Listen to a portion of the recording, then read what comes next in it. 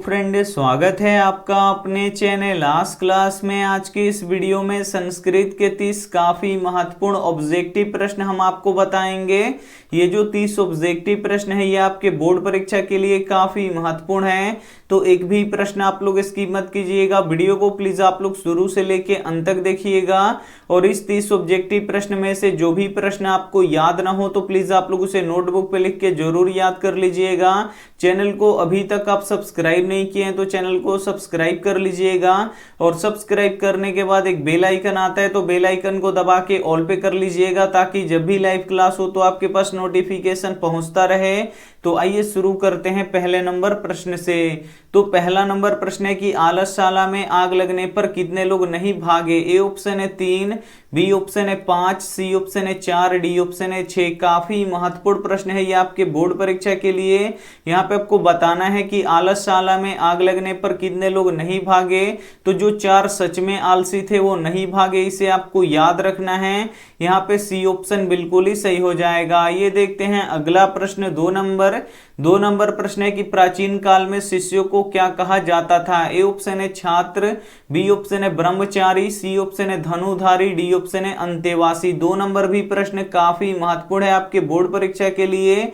यहाँ पे आपको बताना है कि प्राचीन काल में शिष्यों को क्या कहा जाता था। तो ब्रह्मचारी कहा जाता था, इसे आपको याद रखना है। यहाँ पे बी ऑप्शन बिल्कुल ही सही हो जाएगा। ये देखते हैं अगला प्रश्न 3 नंबर प्रश्न है कि शिक्षक कैसा था। ए ऑप्शन है दुष्ट, बी ऑप्शन है लोभी, सी ऑप्शन है नवीन दृष्टि संपन्न, डी ऑप्शन है मूर्ख। तो यहाँ पे आपको बताना है कि शिक्षक कैसा था। तो शिक्षक नवीन दृष्टि संपन्न था, इसे आपको याद रखना है। यहाँ पे सी ऑप्शन बिल्कुल ही सही हो जाएगा। ये देखते हैं अगला प्रश्न 4 नंबर प्रश्न है कि बाघ के हाथ में क्या था। ए ऑप्शन है सोने के कंगन, बी ऑप्शन है तलवार, सी ऑप्शन है मृतक का सर, डी ऑप्शन है खाना। तो यहाँ पे आपको बताना है कि बाघ के हाथ में क्या था। तो बाघ के हाथ में सोने का कंगन था, इसे आपको याद रखना है। यहाँ पे ए ऑप्शन बिल्कुल ही सही हो जाएगा। ये देखते हैं अगला प्रश्न 5 नंबर प्रश्न है कि शत्रु राज्य क्या बढ़ा रहे हैं। ए ऑप्शन है मित्रता,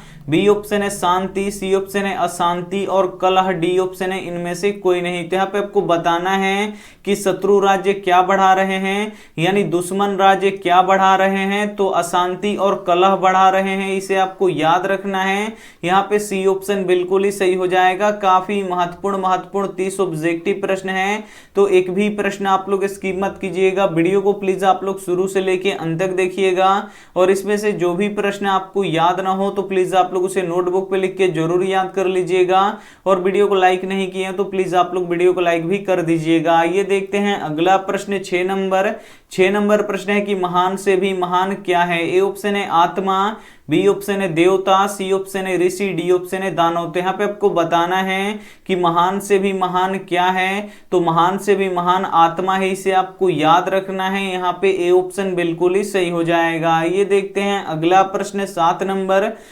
नंबर प्रश्न है कि गांधी सेतु पुल कहाँ स्थित है। ए ऑप्शन है आरा में, बी ऑप्शन है सासाराम में, सी ऑप्शन है पहाड़पुर में, डी ऑप्शन है पाटलिपुत्र में। तो यहाँ पे आपको बताना है कि गांधी सेतु पुल कहाँ स्थित है। तो पाटलिपुत्र में स्थित है, इसे आपको याद रखना है। यहाँ पे डी ऑप्शन बिल्कुल ही सही हो जाएगा। और गांधी सेतु पुल किस नदी के ऊपर है। तो गंगा नदी के ऊपर बना है, तो इसे भी साथ में आपको याद रखना है। आइए देखते हैं अगला प्रश्न 8 नंबर प्रश्न है कि देवलोक का मार्ग किससे प्रशस्त है। ए ऑप्शन है असत्य से, बी ऑप्शन है सत्य से, सी ऑप्शन है लोभ से, डी ऑप्शन है त्याग से। तो यहाँ पे आपको बताना है कि देवलोक का मार्ग किससे प्रशस्त है। तो देवलोक का मार्ग सत्य से प्रशस्त है, इसे आपको याद रखना है। यहाँ पे बी ऑप्शन बिल्कुल ही सही हो जाएगा। ये देखते हैं अगला प्रश्न 9 नंबर प्रश्न है कि पाटलिपुत्र नगर में क्या प्रसिद्ध है। ए ऑप्शन है ताजमहल, बी ऑप्शन है गोलघर, सी ऑप्शन है राजमहल, डी ऑप्शन है जल मीनार। काफी महत्वपूर्ण प्रश्न है ये आपके बोर्ड परीक्षा के लिए। यहाँ पे आपको बताना है कि पाटलिपुत्र नगर में क्या प्रसिद्ध है। तो गोलघर प्रसिद्ध है, इसे आपको याद रखना है। यहाँ पे बी ऑप्शन बिल्कुल ही सही हो जाएगा। ये देखते हैं अगला प्रश्न 10 नंबर प्रश्न है कि नरक के दरवाजे कितने होते हैं। ए ऑप्शन है 4, बी ऑप्शन है 3, सी ऑप्शन है 2, डी ऑप्शन है 8। तो यहाँ पे आपको बताना है कि नरक के दरवाजे कितने होते हैं। तो नरक के दरवाजे 3 होते हैं, इसे आपको याद रखना है। यहाँ पे बी ऑप्शन बिल्कुल ही सही हो जाएगा। ये देखते हैं अगला प्रश्न 11 नंबर। 11 नंबर प्रश्न है कि राम प्रवेश के गांव का नाम क्या था। ए ऑप्शन है भीखन टोला, बी ऑप्शन है हरिजन टोला, सी ऑप्शन है जीवराखन टोला, डी ऑप्शन है बसावन टोला। काफी महत्वपूर्ण प्रश्न है ये भी आपके बोर्ड परीक्षा के लिए। यहाँ पे आपको बताना है कि राम प्रवेश का गांव का नाम क्या था, तो भीखन टोला था, इसे आपको याद रखना है। यहाँ पे ए ऑप्शन बिल्कुल ही सही हो जाएगा। और भीखन टोला किस राज्य में है, तो बिहार में है, तो ये भी साथ में आपको याद रखना है। आइए देखते हैं अगला प्रश्न 12 नंबर।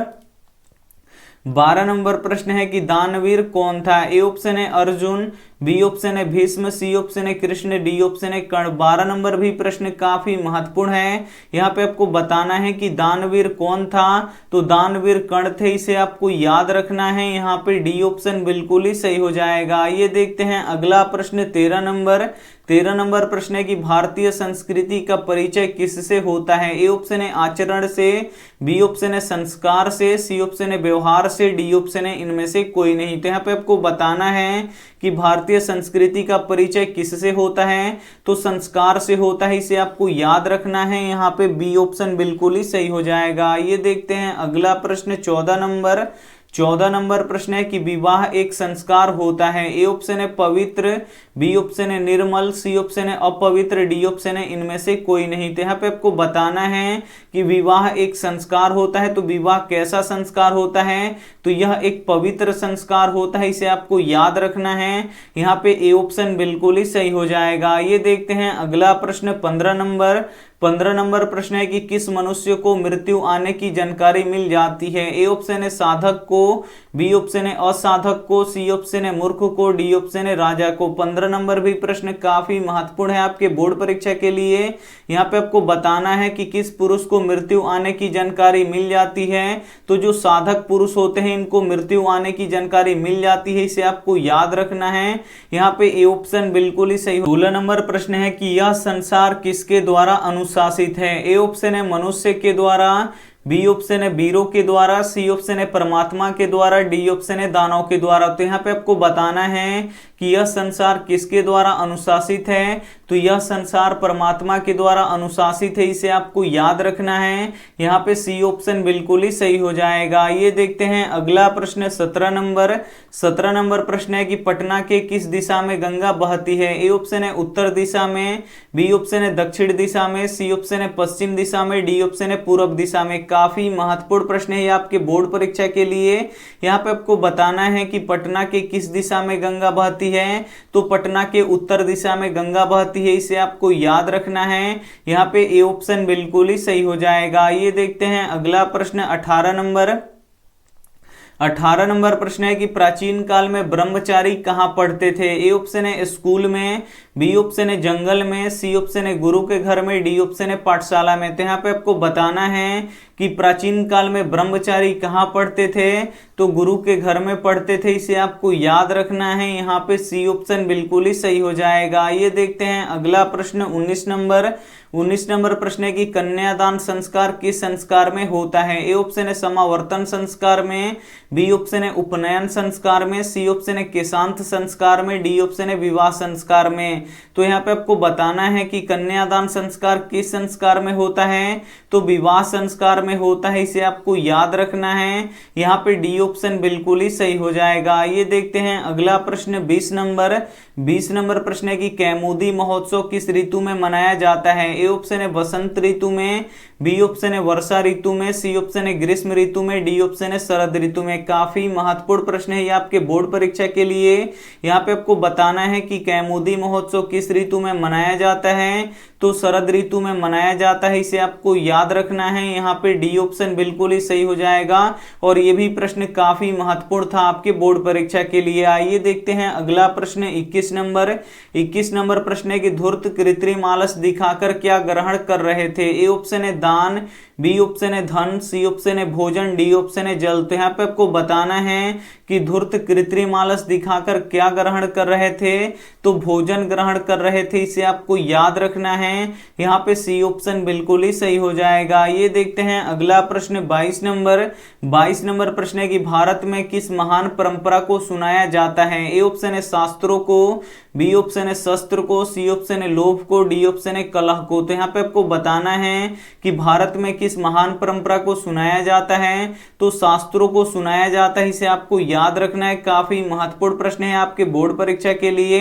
यहाँ पे ए ऑप्शन बिल्कुल ही सही हो जाएगा। ये देखते हैं अगला प्रश्न 23 नंबर प्रश्न है कि अक्षर आरंभ कैसा संस्कार है। ए ऑप्शन है विवाह संस्कार, बी ऑप्शन है शिक्षा संस्कार, सी ऑप्शन है उपनयन संस्कार, डी ऑप्शन है इनमें से कोई नहीं। तो यहाँ पे आपको बताना है कि अक्षर आरंभ कैसा संस्कार है। तो ये शिक्षा संस्कार है, इसे आपको याद रखना है। यहाँ पे बी ऑप्शन बिल्कुल ही सही हो जाएगा। आइए देखते हैं अगला प्रश्न 24 नंबर प्रश्न है कि बिरेश्वर नामक मंत्री कहाँ रहते थे। ए ऑप्शन है भोजपुर में, बी ऑप्शन है राजगृह में, सी ऑप्शन है मगध में, डी ऑप्शन है मिथिला में। तो यहाँ पे आपको बताना है कि बिरेश्वर नामक मंत्री कहाँ रहते थे। तो ये मिथिला में रहते थे, इसे आपको याद रखना है, काफी महत्वपूर्ण प्रश्न है। यहाँ पे डी ऑप्शन बिल्कुल ही सही हो जाएगा। ये देखते हैं अगला प्रश्न 25 नंबर प्रश्न है कि भीखन टोला को देखने के लिए कौन आए। ए ऑप्शन है लेखक, बी ऑप्शन है कवि, सी ऑप्शन है शिक्षक, डी ऑप्शन है महात्मा गांधी। तो यहाँ पे आपको बताना है कि भीखन टोला को देखने के लिए कौन आए। तो शिक्षक आए, इसे आपको याद रखना है। यहाँ पे सी ऑप्शन बिल्कुल ही सही हो जाएगा। काफी महत्वपूर्ण 30 ऑब्जेक्टिव प्रश्न है, तो एक भी प्रश्न आप लोग स्किप मत कीजिएगा। वीडियो को प्लीज आप लोग शुरू से लेके अंत तक देखिएगा, और वीडियो को लाइक नहीं किए तो प्लीज आप लोग वीडियो को लाइक भी कर दीजिएगा। आइए देखते हैं अगला प्रश्न 26 नंबर प्रश्न है कि दयानंद का जन्म किस गांव में हुआ था। ए ऑप्शन है रामनगर में, बी ऑप्शन है टंकारा में, सी ऑप्शन है अयोध्या में, डी ऑप्शन है इनमें से कोई नहीं। तो यहाँ पे आपको बताना है कि दयानंद का जन्म किस गांव में हुआ था। तो टंकारा ग्राम में हुआ था, इसे आपको याद रखना है। यहाँ पे बी ऑप्शन बिल्कुल ही सही हो जाएगा। और टंकारा किस राज्य में है, तो गुजरात में है, तो ये भी साथ में आपको याद रखना है। आइए देखते हैं अगला प्रश्न 27 नंबर प्रश्न है कि मेगास्थनीज किसके समय में पटना आया था। ए ऑप्शन है अशोक के समय में, बी ऑप्शन है मुगल के समय में, सी ऑप्शन है चंद्रगुप्त मौर्य के समय में, डी ऑप्शन है अंग्रेजों के समय में। तो यहाँ पे आपको बताना है कि मेगास्थनीज किसके समय में पटना आया था। तो चंद्रगुप्त मौर्य के समय में पटना आया था, इसे आपको याद रखना है। काफी महत्वपूर्ण प्रश्न है आपके बोर्ड परीक्षा के लिए।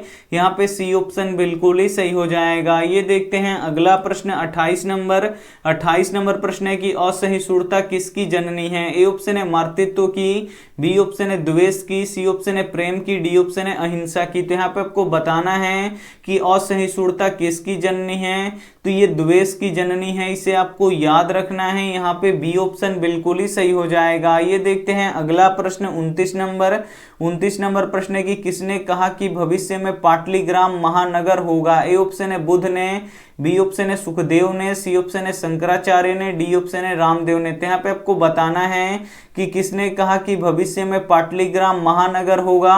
तो किसने कहा था, तो भगवान बुद्ध ने कहा था, इसे आपको याद रखना है। यहाँ पे ए ऑप्शन बिल्कुल ही सही हो जाएगा। ये देखते हैं अंतिम प्रश्न 30 नंबर प्रश्न है कि आलसशाला में आग क्यों लगाई गई। ए ऑप्शन है आलसियों को भगाने के लिए, बी ऑप्शन है आलसियों की परीक्षा लेने के लिए, सी ऑप्शन है आलसियों को खाना देने के लिए, डी ऑप्शन है आलसशाला को हड़पने के लिए। तो यहाँ पे आपको बताना है कि आलसशाला में आग क्यों लगाई गई।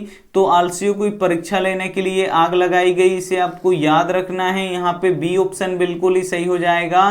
काफी महत्वपूर्ण 30 ऑब्जेक्टिव प्रश्न हम आपको बता चुके हैं, और इसमें से जो भी प्रश्न आपको याद ना हो तो प्लीज आप लोग उसे नोटबुक पे लिख के जरूर याद कर लीजिएगा। और वीडियो को लाइक नहीं किए तो प्लीज आप लोग वीडियो को लाइक भी कर दीजिएगा। ये देखते हैं यहाँ पे होमवर्क प्रश्न है, इसका जवाब आपको कमेंट बॉक्स में देना है कि करमवीर कथा किसकी कथा है। ए ऑप्शन है संपन्न की, बी ऑप्शन है दलित की, सी ऑप्शन है निर्धन की, डी ऑप्शन है विकलांग की। तो इसमें से जो भी ऑप्शन आपको सही लगे वो आप हमें कमेंट करके जरूर बताइएगा। वीडियो को लाइक नहीं किए तो प्लीज आप लोग वीडियो को लाइक कीजिएगा, अपने दोस्तों के पास इस वीडियो को जरूर शेयर कीजिएगा। चैनल को सब्सक्राइब नहीं किए तो चैनल को सब्सक्राइब करके साथ में बेल आइकन को ऑल पे दबा लीजिएगा, ताकि जब भी लाइव क्लास हो तो आपके पास नोटिफिकेशन पहुंचता रहे। थैंक यू फॉर वॉचिंग, मिलते हैं अगली वीडियो में, तब तक अपना ध्यान रखिए, मन लगा के पढ़ाई कीजिए। Take care and bye.